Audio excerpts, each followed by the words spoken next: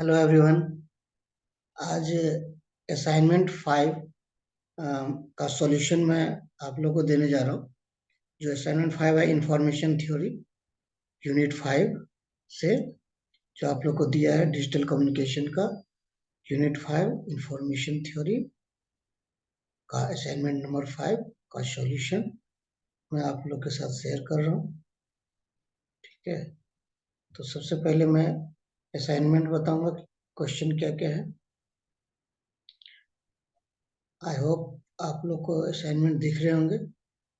This is assignment number 5। ठीक है, CO5 assignment number 5। तो first question is describe convolution code, second is define noiseless channel and binary symmetric channel, derive the expression of mutual entropy of both channel. A DMS emits 6 message and this is a question on Shannon-Fanon. Fourth question for block code, so find all code vector. And fifth question is a DMS and emits 5 message with probability. This is find Huffman code. 6 is write short notes on encoding and decoding of linear block code. 7 is define entropy and mutual information. Prove the relationship between different entropies. And उसके बाद जो है आपका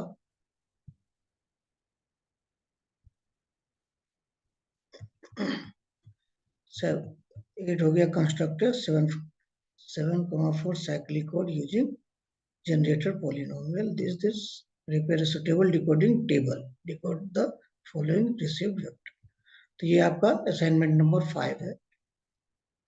ठीक है, तो इसका solution ये आपका रहा। तो सबसे पहले क्या था, convolution code. So convolution code is a type of error correcting code where the output bits are obtained by performing a desired logical operation on a present bit stream along with considering some bits of the previous stream. Okay, so it is also a linear code that consists of the shift register used for temporarily storing the bits, shifting operation of bits along with XOR logic circuit to give rise to an output code. तो इसमें क्या होता है कि shift register किया जाता है तो टेम्पोरली स्टोर करने के लिए होता है कि जब हम XOR करते हैं उसमें तो 1 और 1 का XOR 1 एंड 0 का XOR क्या आया तो थोड़ी देर के लिए उसमें स्टोर करने के लिए रहता है। उसके बाद in convolution code only the parity bits with possible errors are received by the receiver. The receiver decodes to have the best possible bit sequence, which is nothing other than the message bit from the obtained bit stream. Okay, so this is the block diagram of convolution code encoder. Okay, यहाँ देख रहे होंगे कि ये shift register है, ये state के लिए यहाँ पे इनपुट बिट जा रहा है, यहाँ पे ये मॉड्यूलो टू सम हो रहा है, फिर फाइनल आउटपुट मिल रहा है। ये block diagram. So the major elements of the convolution coding technique includes the shift register that acts as temporary storage and which stored bits undergo shifting using a sliding window, a logic circuit that perform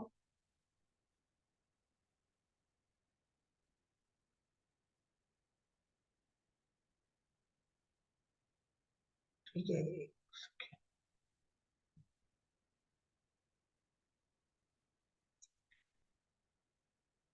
So the major elements of the convolution coding technique includes the shift register that acts as temporary storage and which stored bits undergo shifting using a sliding window.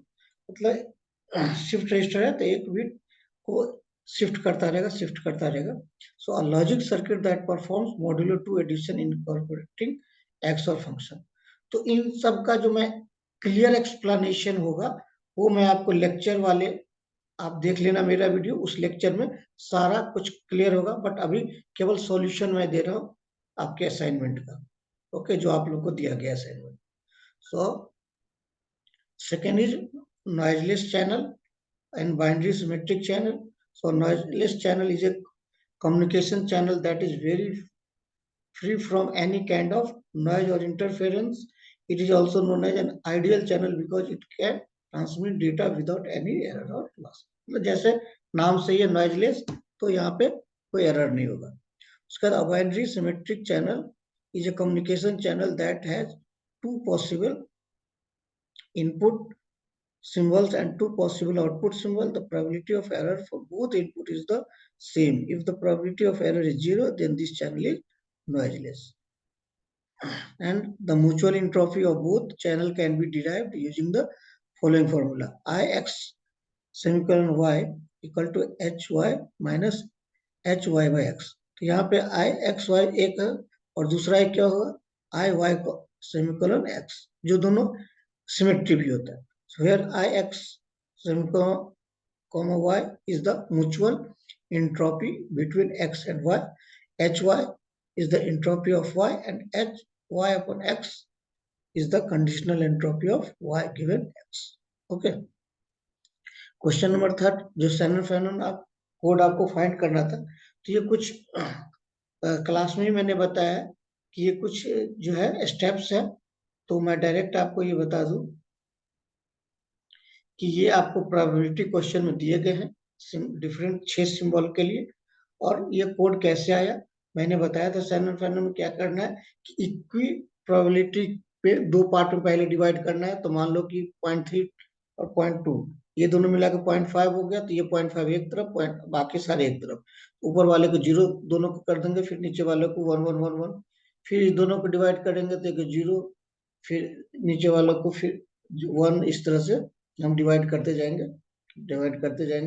और finally हमें एक इस तरह का code आएगा. ठीक है.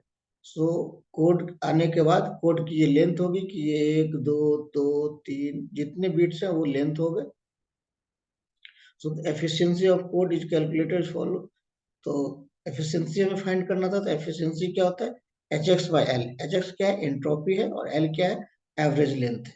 सो hx is the entropy. So hx का फॉर्मूला आपको पहले बता दिया गया था एंट्रोपी का कि क्या होता है कि pi log 1 upon pi, और 1 upon pi को ऊपर ले जाएंगे तो क्या हो जाएगा, ये माइनस आ जाएगा. तो फॉर्मूला होता है minus pi log pi log base 2 pi. तो यहाँ पे बेस 2 ये सॉल्व करेंगे. तो ये सॉल्व कैसे होगा, या तो आप कैलकुलेटर से log 2 0.2 की वैल्यू फाइंड कर लो, या फिर log 10.2 की वैल्यू डायरेक्ट वैल्यू फाइंड करके डिवाइड कर देना 0.3010 इससे. तो एक ही बार सब में से बाहर कॉमन ले लो 1 अपॉन 0.3010, सबको कैलकुलेट करके और उससे डिवाइड कर दो. तो फाइनल आंसर आपका आ जाएगा 2.57. ओके. एंड एवरेज लेंथ क्या होता है कि एवरेज लेंथ होता है आपका पी आई इंटू लेंथ.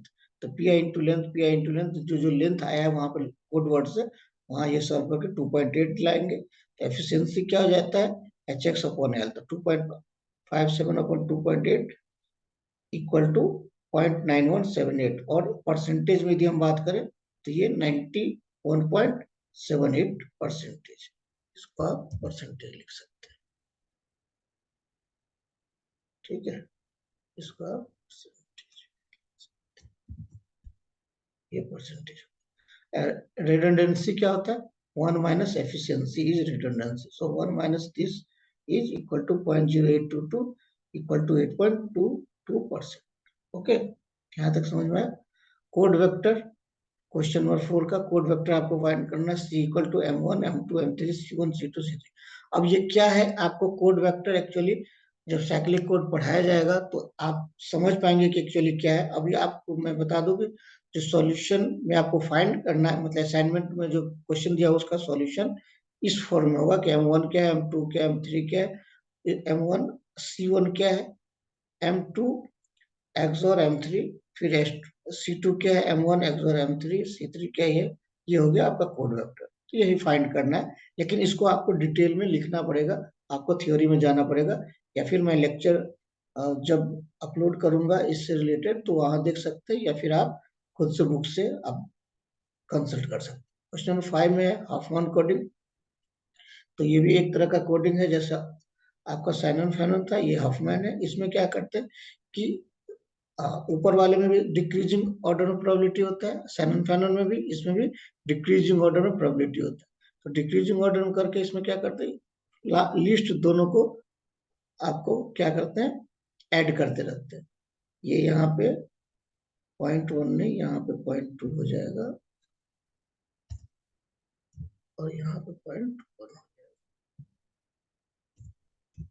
ठीक है, तो इसको इस तरह से हम लिस्ट 2 को ऐड करेंगे, फिर जो आएगा फिर उसको हम डिसेंडिंग ऑर्डर में फिर से सारे को मिलाएंगे, रखेंगे, फिर से 2 को ऐड करेंगे लास्ट लिस्ट 2 प्रोबेबिलिटी को, फिर से उसको रीअरेंज करेंगे। ऐसे ऐसे रीअरेंज तब तक करेंगे जब तक 2 ही वैल्यू ना बढ़ जाए, फिर उसको कोड निकालेंगे।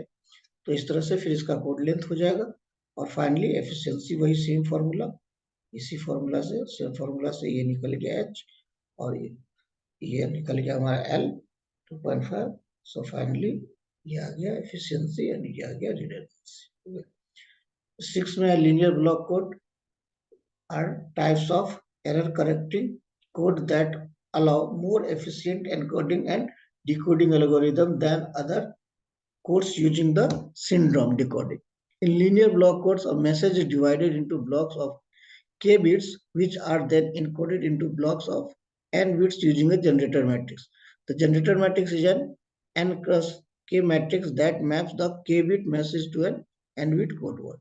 So encoding process involves multiplying the k bit message by the generator matrix to obtain the n bit code word.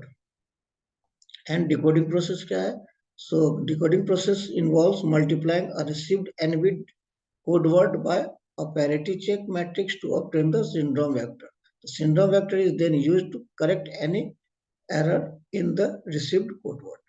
So the efficiency of code is defined as the ratio of the number of bits required by an optimal code to represent a message to the number of bits required by an actual code to represent that message. So in linear block code, the efficiency can be improved by increasing the block size k and reducing the redundancy r equal to n minus k by n. Seventh question, entropy. What is entropy? Entropy is a measure of amount of uncertainty in a random variable.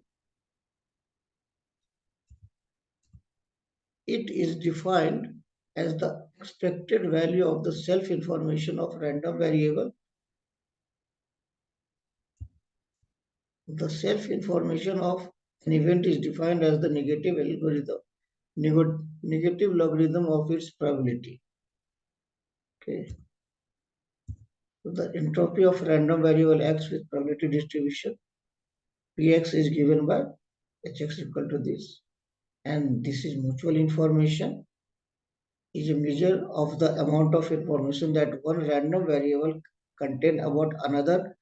It is defined as the difference between the entropy of the joint distribution of the two variables and the sum of their individual entropies. The mutual information between two random variables x and y with joint probability distribution pxy and marginal probability distribution px and py is given by ixy equal to, this is the formula of mutual information. The relation between different entropies can be proved using Jensen inequality. तो आप इसमें Jensen inequality देख सकते हैं, उसमें क्या है Jensen inequality, जहां से आपको ये आपको मिल जाएगा.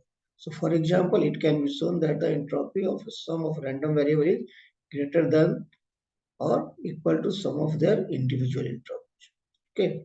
And final question number 8 है आपका कि the generator polynomial of a 7,4 cyclic code. तो ये साइक्लिक कोड का क्वेश्चन है, इसमें n equal to 7 k equal to 4. ये जो 7 और 4 है ये n 7 होता है, k इक्वल टू 4 होता है, q equal to n minus k.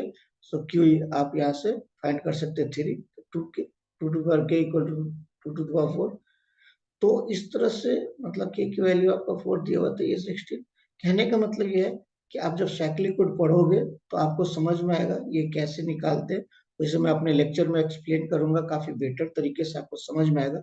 अभी मैं यदि समझाऊंगा भी तो आपको नहीं समझ में आएगा, क्योंकि आपने इससे पहले साइक्लिक कोड होता क्या है, क्या नोटेशन है, क्या मतलब है नोटेशन, वो आपको नहीं पता. बट आपको असाइनमेंट अभी जमा करना है या फिर आप खुद पढ़े होंगे ठीक है, या फिर मैंने जो क्लास में आपको बताया है वो यदि आपको याद होगी, ठीक है, क्योंकि अभी मैं पूरा क्लास नहीं बता सकता इसमें, तो आप वहां से आप रेफर कर सकते हैं समझने के लिए।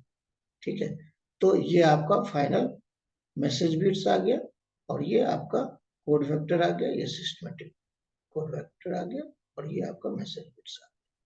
ठीक है, तो यही आपका टोटल असाइनमेंट है। ठीक है, ये आ गया आपका।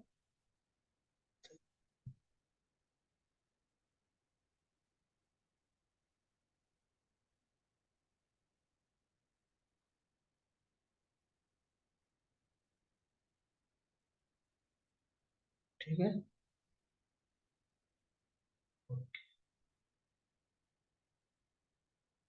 तो ये सारे असाइनमेंट।